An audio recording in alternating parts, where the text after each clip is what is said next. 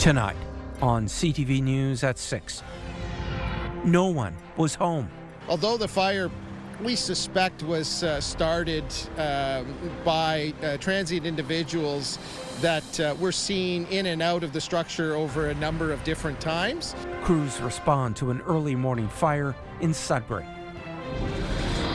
Hit hard by drugs. Well, unfortunately, it's not something that we already didn't know. The impact of the opioid crisis on First Nations communities. And the Prime Minister meets with President Trump.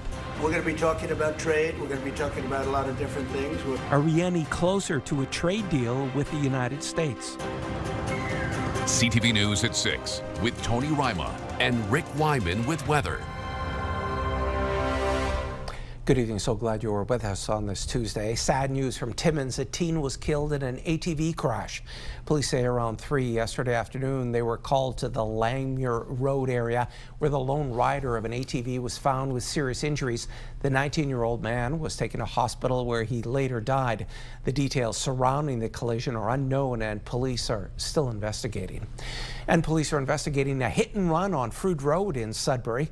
Police say they're looking for the driver of a black pickup truck who fled the scene of a collision with an e-bike earlier this afternoon.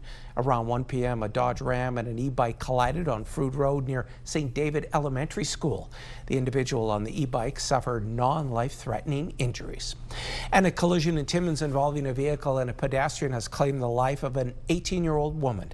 The crash happened in the area of Algonquin Boulevard and Cedar Street.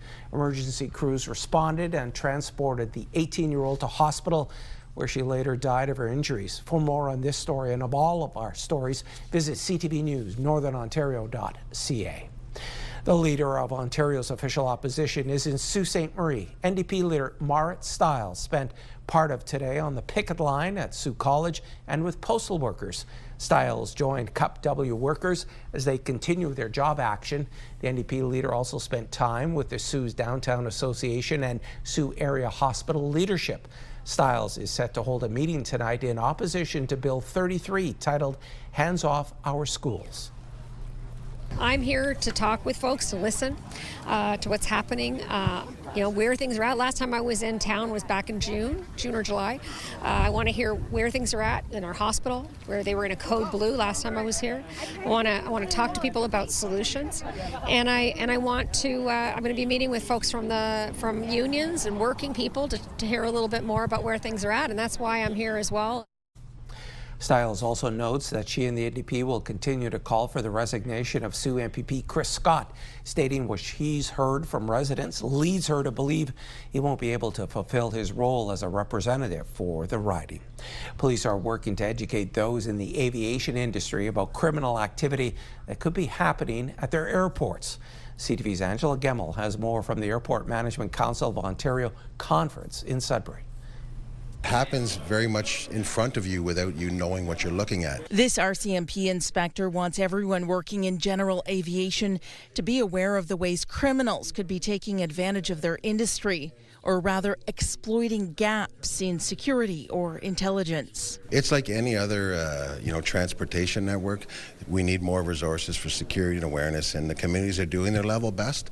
But again, organized crime's very unfortunately evil and innovative on how they bring in their illicit products to the small communities. So do they need more resources? Of course they do. I mean, we need more resources in that area because there's a large profit margin that they're making. The presentation to the Airport Management Council of Ontario included crime trends like drug smuggling and human trafficking, both of which have increased as street gangs migrate to Northern Ontario. They say criminals are exploiting small, rural or remote airports that don't have the same resources as larger counterparts. People just sneaking things on the flights, or large cash transactions, or arriving late at night, or doing improper landings. Earlier this year, the airport in Timmins expanded its security screenings for flights heading to Northern First Nations as a way to deter drug smuggling. And the manager says his staff are now trained to watch for suspicious behavior. Be able to look and identify something that an individual may be out of out of sorts, out of sight, and maybe been controlled by another individual to say it really shouldn't look that way. And why is it looking that way? That person's not speaking for themselves. They're being directed to where to walk. Police say those who witness suspicious behavior don't always know who to report it to. Their slogan is, if you see something, say something. That is, contact the local police or Crime Stoppers with the details. Angela Gemmell, CTV News, Sudbury. A new report today finds opioids are killing and harming Ontario's First Nations people at a much higher rate than non-First Nations. The report is titled Opioid Use, Related Harms and Access to Treatment Among First Nations in Ontario. CTV's Eric Tashner breaks down the numbers for us. At an alarming rate, First Nations people are disproportionately impacted by the opioid overdose epidemic. The rate of opioid-related deaths for First Nations people in the province tripled between 2019 and 2022. Well, unfortunately, it's not something that we already didn't know. A 36-page report studied data from 2013 to 2023 and found First Nations people were 10 times more likely to visit a hospital for opioid-related toxicity. Intergenerational trauma from the residential school system, from colonization, and those impacts are long-lasting, and that can lead to patterns of substance use. The research found opioid use was higher among First Nations, particularly among those living outside their communities, compared to non-First Nations. Hospital visits due to opioid-related toxicity are also higher among First Nations people. Northern and more remote communities face a lot of difficulties just because of their geographic spread in terms of trying to provide access to safe spaces to use drugs or to treatment. The research does give some cause for hope. Death rates have stabilized. First Nation-led programming initiatives and that are having great success, and albeit not what we considered in the opioid addiction circle as conventional practices, have had great results. In 2021 and 2022, nearly 400 Indigenous people died of an overdose, and First Nations people were dying at a rate 9 times higher than non-First Nations people. We're lobbying the federal government to say, look, our police services are dealing with a wide variety of issues that are impacting community, including organized crime that is bringing opiates into community. We need police services as well to be an essential service. The Chiefs of Ontario plans to examine data on publicly funded treatment programs to determine if they are adequately serving First Nations throughout this ongoing opioid crisis. Eric Tashner, CTV News, North Bay. A major drug bust in Thunder Bay netted more than $120,000 in drugs. OPP's provincial guns and gangs enforcement team began an investigation early September into drug trafficking in the area. On September 18th, they executed warrants for a hotel, business, and a vehicle where they found more than 1 kilogram of cocaine and crack cocaine, $84,000, and a conducted energy weapon. A 42-year-old Hamilton man has been charged with several offenses, including trafficking. North Bay police are looking for a suspect in a vehicle theft on Main Street East. The vehicle owner was in the bank with the key fob for the vehicle on them when the suspect gained entry to the unlocked car and drove it away. Police say they found the gray 2023 Hyundai Santa Cruz near the intersection of Oak Street and Wild Street. The suspect is described as male. He was wearing a dark, possibly black hoodie with jeans and a ball cap worn backwards. He was also carrying a green backpack. If you have dash cam or CCTV footage of the area around 8:30 p.m. October 2nd, contact police. Moving now to the weather, where there is a mix of sun and cloud in our region. The temperature also fell a little. With more, here's CTV's Rick Wyman. We've got some cool weather coming into our forecast. Tony, forecast radar on our systems map right now. Some precipitation leaving the area, moving its way easterly to the province of Quebec. We'll get some sunshine tomorrow. It's going to be like a on again, off again forecast for the next couple of days. We'll go a couple of days, some sunshine, then some rain. Then back to sunshine, then possibly some rain for holiday Monday, but we'll keep a close eye on that courtesy of Environment Canada. 5-day forecast and more from an expert arborist on leaves. What to do with those leaves on your lawn? I've got the answer coming up minutes away. Tony? Thanks for that, Rick. Early morning blaze still to come on CTV News at 6. Crews in Sudbury were called out to a fire in an abandoned home. First, though, let's head to the boat launch in Elliott Lake. This webcam is courtesy of the city of Elliott Lake. It's 17 degrees. We're back after these brief commercial messages.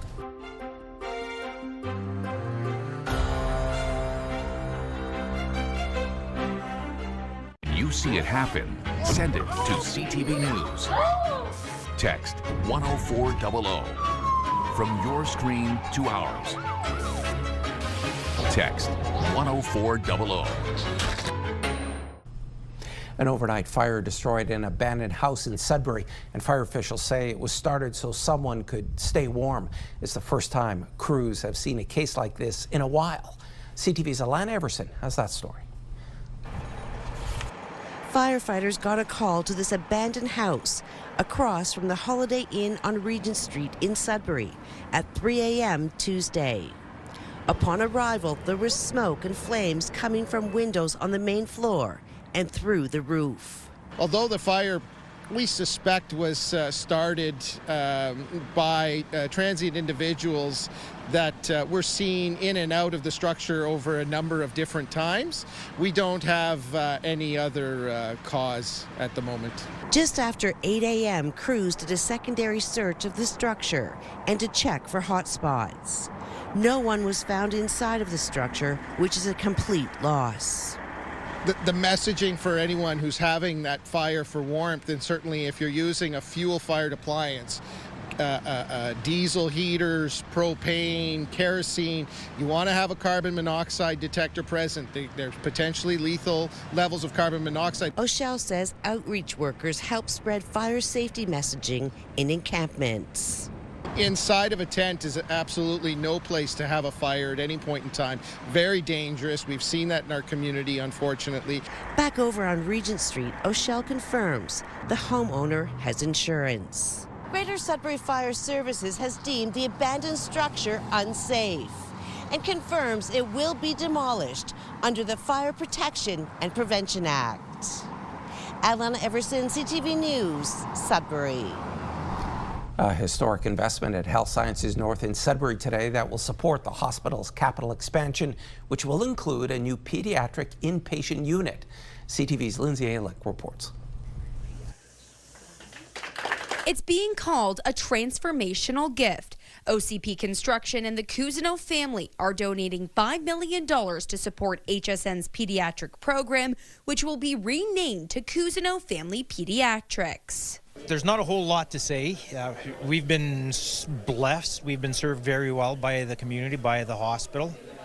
And we've got an opportunity to give back a little bit, to help, and I think anybody would. Currently, the demand for pediatric services is outpacing the hospital space and resources. The pediatric ambulatory care unit accommodates more than 20 different clinics and procedures, yet lacks dedicated washrooms and spaces large enough for families to meet with their care teams. Our pediatric care is fragmented throughout Health Sciences North, and that is not the best for our families. That's not the best for our patients. And so once we have that approval from government on the next stage of the plan, we'll be able to share more details around the specifics of what that looks like. Phase 1 will include an expansion of pediatric services and programs, an integrated mental health and addictions facility, and the modernization and expansion of HSN's emergency department.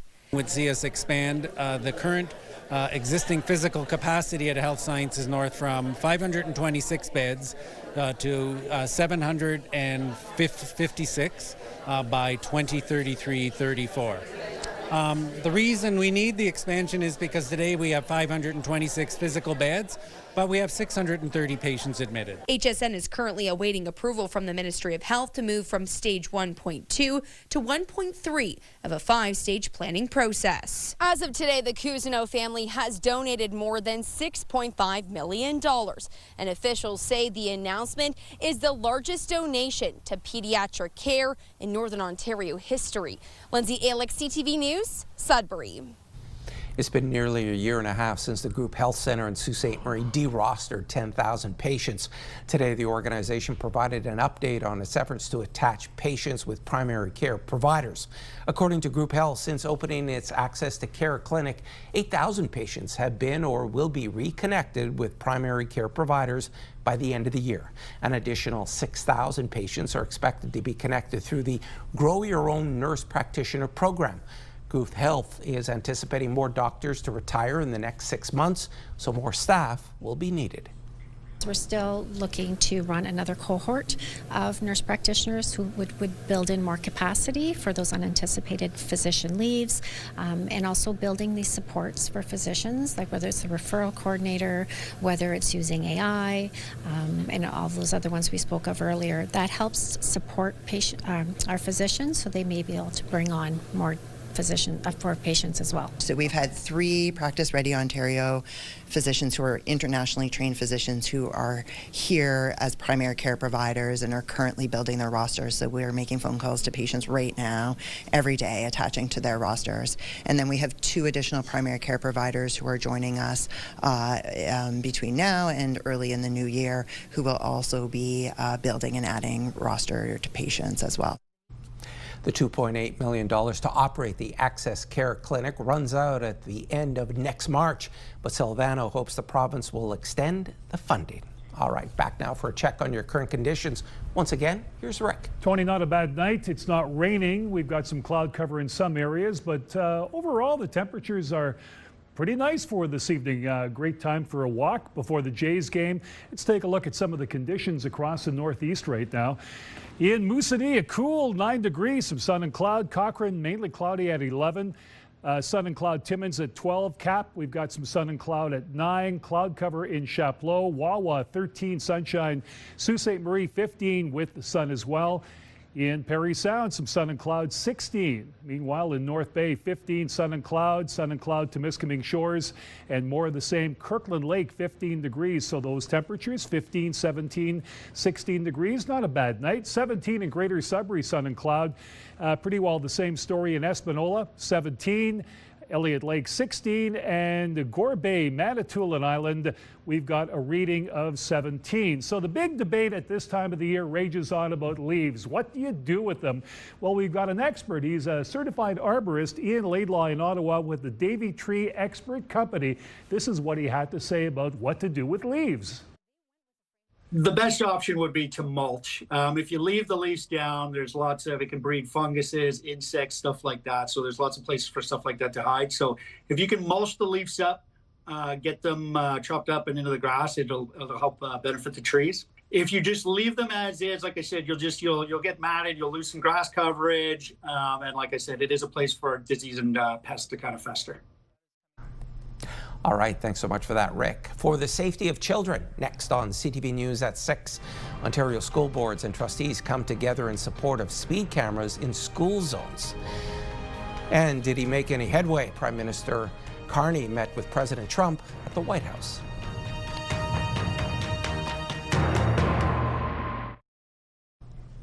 All 4 Ontario school boards and trustee associations have issued a joint statement on their concerns about the province's proposal to eliminate automated speed enforcement cameras in school safety zones. They say these cameras have been shown to be one of the most effective tools available to keep children and families safe near schools. Research led by Sick Kids Hospital and Toronto Metropolitan University found speed cameras reduce speeding in school zones by nearly 45%. Pediatric specialists say speed is the single most important factor whether a child survives a collision. It would take one instance where somebody wasn't paying attention after the removal of a speed camera, where we would have an unfortunate incident where a child could be hurt or worse yet, even killed. And I would hope that that's the main reason why the government would consider reconsidering the elimination of these speed cameras. And the groups are calling on the provincial government to improve and refine automated speed enforcement cameras, not eliminate them. And the Premier today saying he would not be giving in on the speed camera issue. CTV Siobhan Morris has more.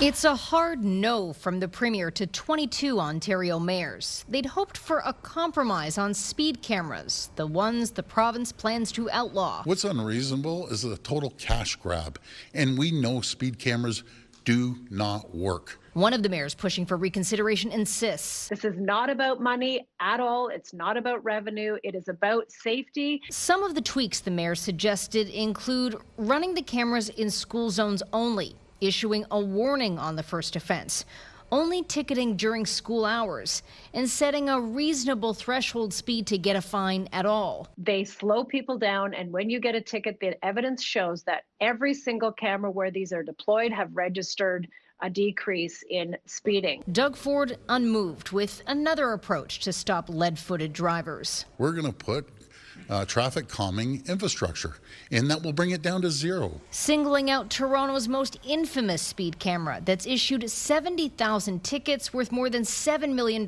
in fines in 3 years. When you think someone would come up with common sense and say, okay, we're putting speed bumps on Parkside Drive, we're putting turnabouts. The province won't help cover the costs of getting out of camera contracts.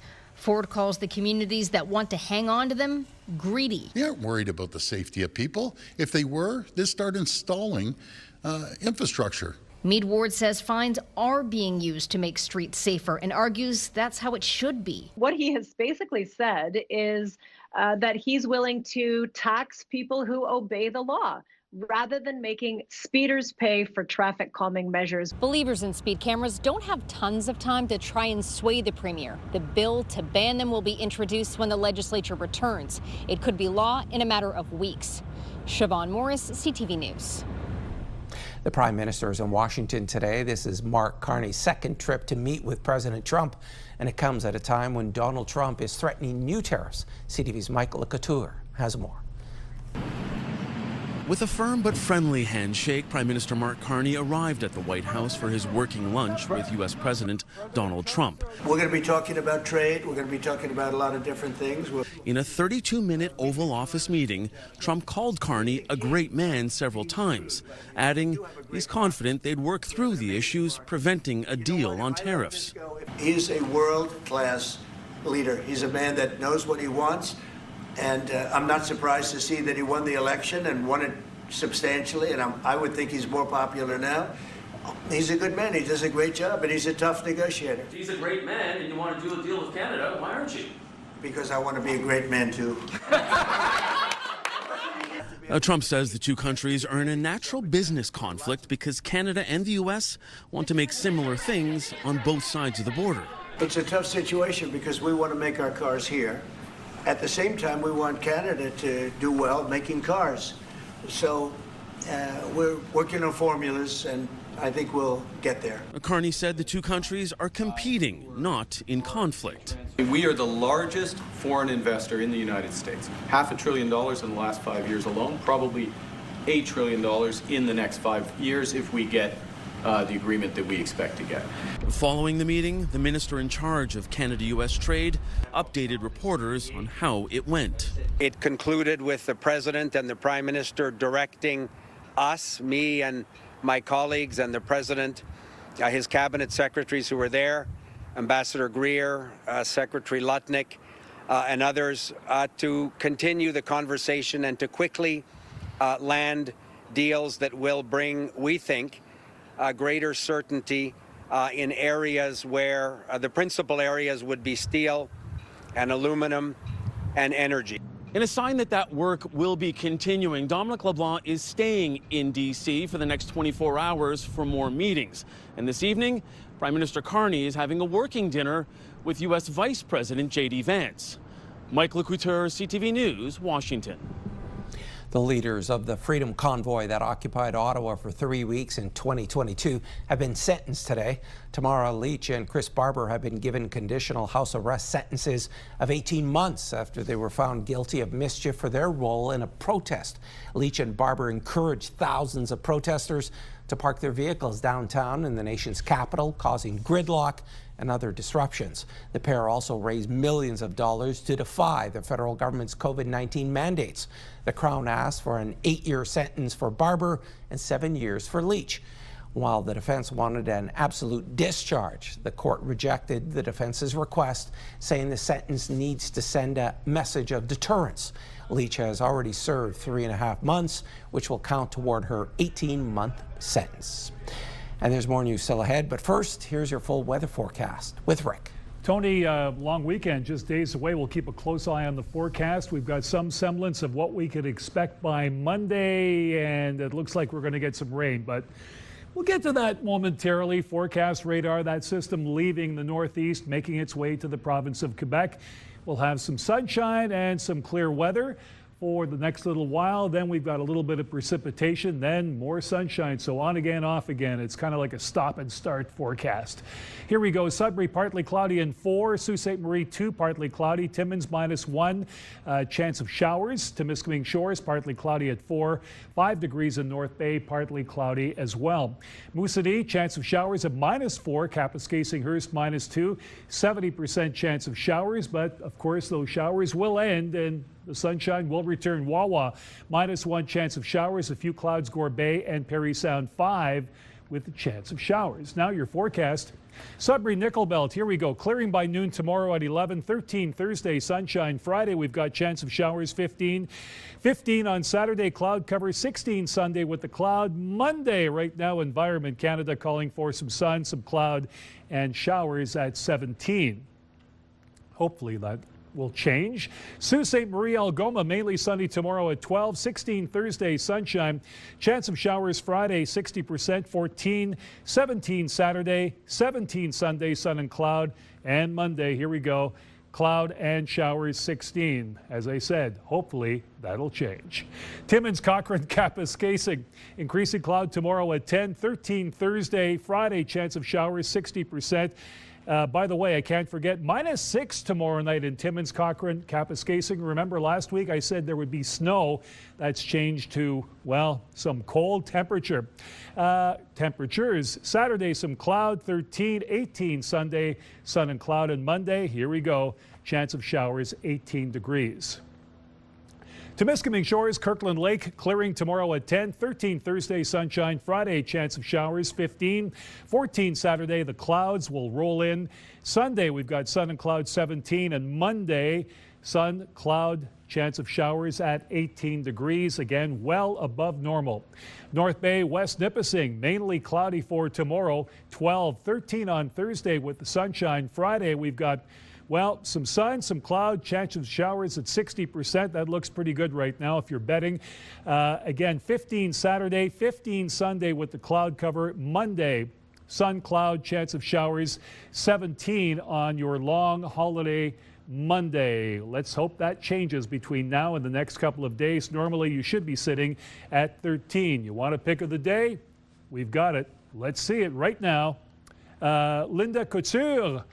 This is a shot of the Sturgeon River in field, and Linda's from Sudbury, but she was out on the weekend and managed to get this great shot. I like that, that setting of the sun on the water, changing of the colors, and just a great shot. Linda, thanks so much. Perhaps your pick could be on tomorrow. Just let us know. Hey, stick around. Tony has more news after the break.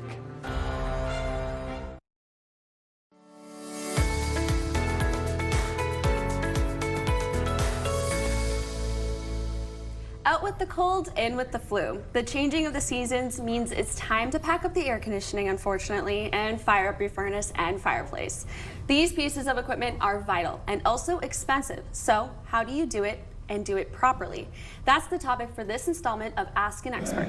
Our guest is Julian Lavictoire, who is faculty member and program coordinator for the Heating, Ventilation, and Air Conditioning Technician program at Cambrian College.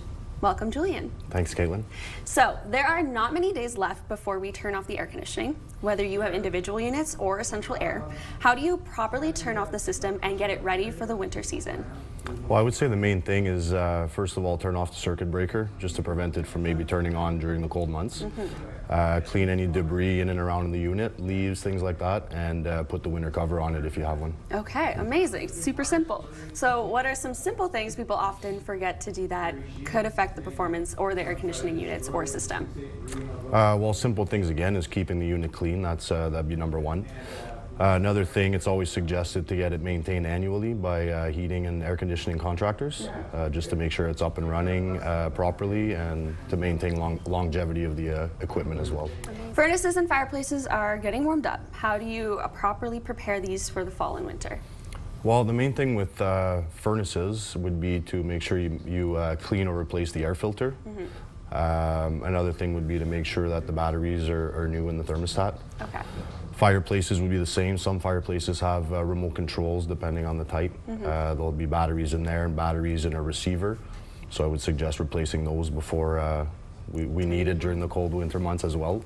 And again, annual maintenance is usually a very important thing to get done also. Perfect. So again, what are things people may forget to do that could really impact how well these appliances work and even how long they last? Well, from experience, I know a lot of people do forget to change the furnace filter, so I would say that would probably be number one for furnaces. And again, annual maintenance is very important if you want to maintain the equipment, make sure it's operating safely. And while we're speaking of things of the sort, I would also like to take this opportunity to remind people to make sure they have working carbon monoxide detectors in the home as well. Any natural gas appliance can produce carbon monoxide. So make sure you guys have those installed and working properly as well. Yeah, that's super important. Well, thank you so much for joining us. Make sure you guys tune in next week for another Ask an Expert. This is Julian Lavictoire, is a professor and program coordinator of the Heating, Ventilation, and Air Conditioning Technician program at Cambrian College. Thanks for that, Caitlin. More people are being victimized by the bank investigator scam, where criminals pretend to be bank employees claiming to want to help you protect your accounts. CTV's Pat Foran has details. There's some fraud charges that were happening on your card. Kimberly Liu of Toronto says in August she got a call from someone claiming to be with her bank. The person said her accounts were in jeopardy. The phone number appeared to show it was from TD, and the caller knew her personal information, including recent transactions and people on her e-transfer list. So that's why I was like, this sounds very legit. Only a TD Bank employee will have this kind of information, right? Lou was told her bank cards had been used in a skimmer and they needed to be canceled and replaced. They sent someone to her home to pick them up. I gave them my physical card to this courier in the envelope. And then I guess, I don't know what happened after that. They drove off. As soon as they had her cards, they started to empty her accounts. She was scammed out of $32,000. I literally went to my dad. I was like crying. We called TD Bank right away to say, hey, like, this is what's happening. Looking back at the event, I don't know that I would have done anything different just because of how convincing it all was. Mabel Perez Ramirez of Oshawa also got a call saying her accounts were at risk and her cards needed to be replaced. A courier also picked up her bank cards. She was scammed out of $20,000. She was shocked her account could be emptied without intervention by Scotiabank. How has such a large sum of money been taken out all in one day, 1 to 2 days, and they weren't flagged about it? To avoid this scam, never give your bank information or PIN to anyone. Never hand over your bank or credit cards. If a caller claims to be from your bank, hang up. If in doubt, call the number on the back of your card. Both TD and Scotiabank did not reverse the fraud charges. Both victims say banks need to do more to protect their clients. There needs to be more pressure put on banks to be accountable for their role in this. I was hoping to get a house in the next few years. And so with the credit card debt of that much, it's a lot of money. Pat Foran, CTV News.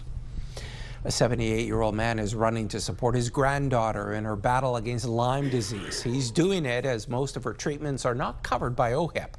CTV's Pauline Chan has the details.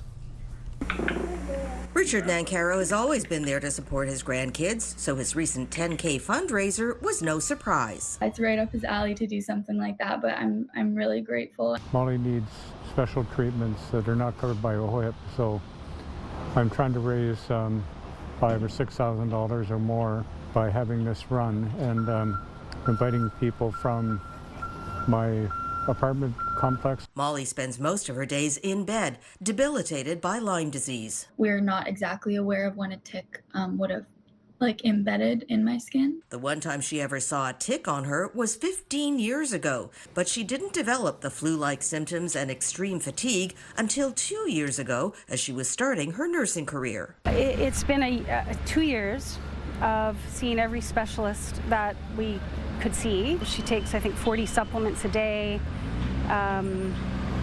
She's had to do injections, IV therapies, lots of different medical appointments. Mom Karen Nancaro says IV infusions have been the most helpful. And the treatment can cost up to $500,000 outside of Canada.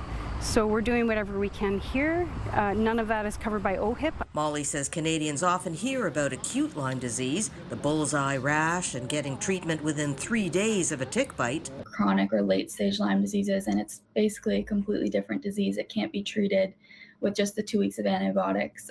It's a lot more of an intense treatment. As for her nursing career, I do hope to get back to it, and I hope that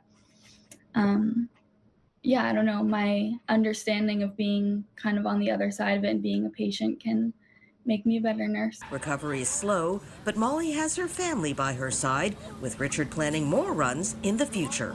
Pauline Chan, CTV News. It's a pivotal Game 3 still ahead on CTV News at 6. The playoff series between the Toronto Blue Jays and the New York Yankees shifts to the Bronx tonight.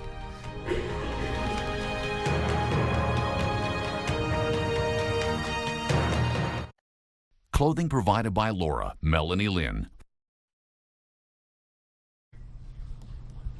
There's a lot of anticipation ahead of Game 3 of the American League Division Series. The Toronto Blue Jays are facing the New York Yankees tonight for a chance to move on to the Championship Series.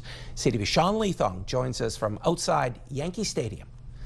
Early this morning, we were getting heckled from people as they drove by right away, but it was all in fun, as many fans were saying that they do respect that this Blue Jays team can really bring it to Yankee Stadium. In the last couple of games, we know the Blue Jays have actually put up 23 runs, so Yankees fans are a little bit scared, but they say they are coming into Yankee Stadium. It is the most famous stadium in baseball. It is the most, arguably the most hostile fan base in baseball, so the Jays do have their work cut out for them. A little while ago, I spoke to a few Yankees fans. Here's what they had to say. The Yankees got to win. That's what's going on. Will they? Yeah, I got confidence. I got faith in them. How do you feel about the game tonight? Pretty nervous. And why is that? Because they put up 20 runs. 23 runs, actually. Yeah, 23. We're here for the night, so we're here that we hope everybody hits a home run. We want a high-scoring game. We don't want a pitching duel first. Finito. Yankees are done. Yeah, no mañana, no mañana.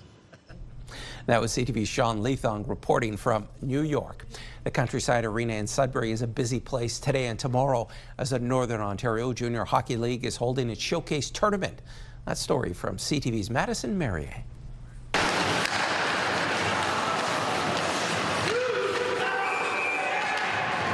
Young hockey players from the Northern Ontario Junior Hockey League faced off at the NOJHL Showcase with hopes of scoring more than just a goal. Today's showcase and tomorrow's showcase is for the players to play in front of scouts and schools, to show off, their abilities to get scholarships and to move up to the OHL and see how good they are against their fellow competitors. This year, over 40 scouts from universities, colleges, and even the NHL were there watching the future talent. You're always looking for those guys that are potential draft picks that have schools or are going to be in the OHL down the road. So it's scouting is not like a one-time thing. It's an ongoing process. These teams are used to playing each other. However, this showcase adds another level of competitiveness. The kids come here knowing that there's schools, there's people like myself, there's OHL scouts, so the games are always competitive. For a young team, we play super aggressive. We're playing a very mature game. Really recognize that our players have the right attitude and they want to be here, and they are hockey players, and they are going to be phenomenal at the next level one day. For first-year players and returning players, their goal is to remain a good team player and not let the stress of an event like this get into their game plans. I'm just trying to play my game while I'm here, see if I can be creative, hold on, try to make some plays, and just be a good team player while I'm here. It's awesome. I mean, it's my 5th year at junior, so I've had an experience like this, but it's great for the young guys who haven't had a chance to show themselves, and even some of the older guys who are looking to continue their hockey career. It's a great place to do so. Teams from around the north have 2 games to show their potential. Every shot and every save earns favors with the Scouts and their future in Canada sport. Madison Merrier, CTV News, Sudbury. And an update now on the final games of the day from the NOJHL Showcase. The Sioux Eagles get their first win, and what a win it was. Eagles' Colson Bell opened the scoring just 18 seconds into the game. Blind River finally got a goal early in the second, but that would be their only marker. The Eagles win decisively 6-1. Powassan Voodoos were up against St. Andrews College from Toronto, who are playing in this showcase this year. St. Andrews scored early, keeping the Voodoos scoreless through 2. Powassan came alive in the third period, scoring 4 goals to win this one 4-3.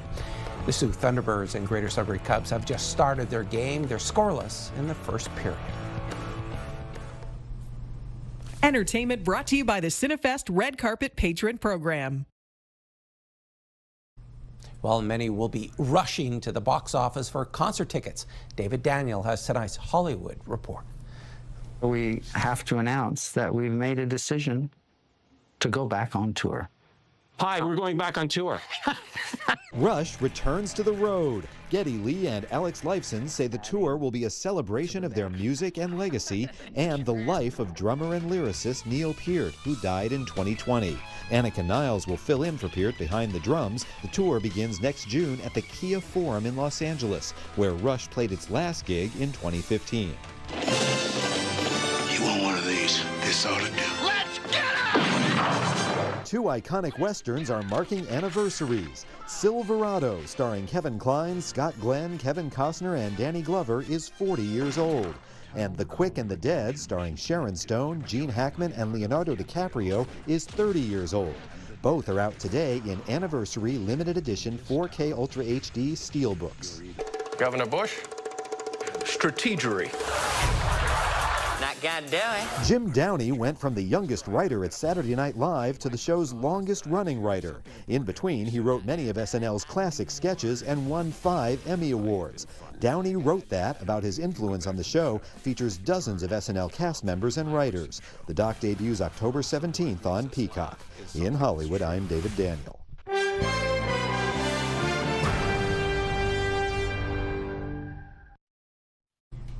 Canada recorded its second largest trade deficit on record in August. In fact, it nearly doubled from July. BNN Bloomberg's Marilla Fernandez has more on that. Canada exported far less in August than we did in July. The merchandise trade deficit hit $6.3 billion. Exports fell 3%, with Canada exporting a lot less gold to the U.S. and other countries. Exports of industrial machinery and equipment also dropped in a dramatic way. And of course, with new American duties kicking in, less Canadian lumber went south. Here are the closing numbers for the day. The Canadian dollar is down a fraction to 71.66. West Texas Intermediate crude is down 82 cents to 61.32. Western Canadian Select is up to 50.43. And the TSX dropped 180 points today, ending the day at 30,351. Those are your business headlines. I'm Marilla Fernandez. And here are the current prices for some key commodities we watch. Gold up $23.52, closing the day at $39.8454 U.S. an ounce. Silver slipped 68 cents to end the day at $47.84. Copper up a penny, and nickel moved ahead by 1 cent, ending the day at $6.91 U.S. a pound. And Rick is back now for one last look at your Wednesday weather. We've got some sunshine in the forecast, Tony. Let's have a look at some of the conditions that we can expect. 11, Greater Sudbury, clearing. 10, increasing cloud. Timmins, Sault Ste. Marie, mainly sunny, 12 degrees. Meanwhile, in North Bay, we've got some cloud and we've got some sun. 14, Parry Sound, sunshine, and Temiskaming Shores, 10, and gradual clearing. Big night in baseball, Tony. Who you got? Jays, 6-5. I like that. Okay, thanks, Rick. Finally, Laurentian University's robotics teams recently triumphed on the global stage, and some of those students were celebrated in Sudbury today. CTV's Amanda Hicks has more.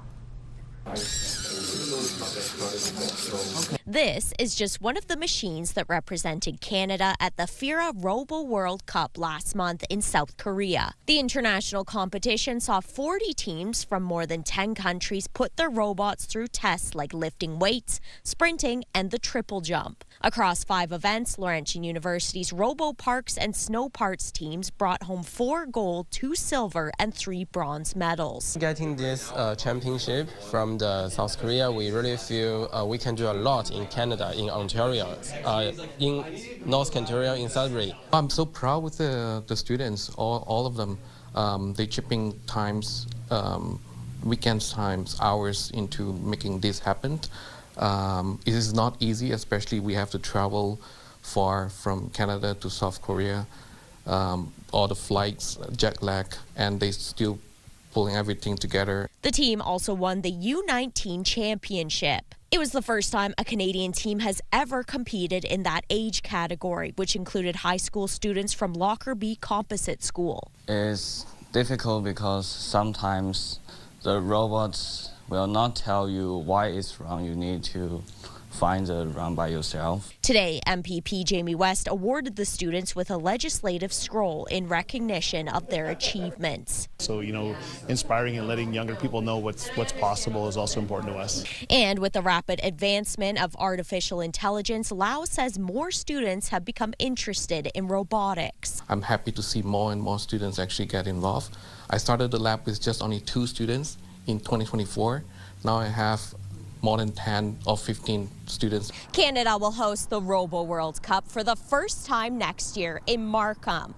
Lau says teams already have their sights set on 2026, and he hopes to get more students involved across additional categories by the time the event rolls around. Amanda Hicks, CTV News, Sudbury. And congratulations to all those team members. And folks, that's CTV News at 6. I'm Tony Ryma. Thanks so much for watching. More news comes your way at 11:30 with Ian Campbell. Good night.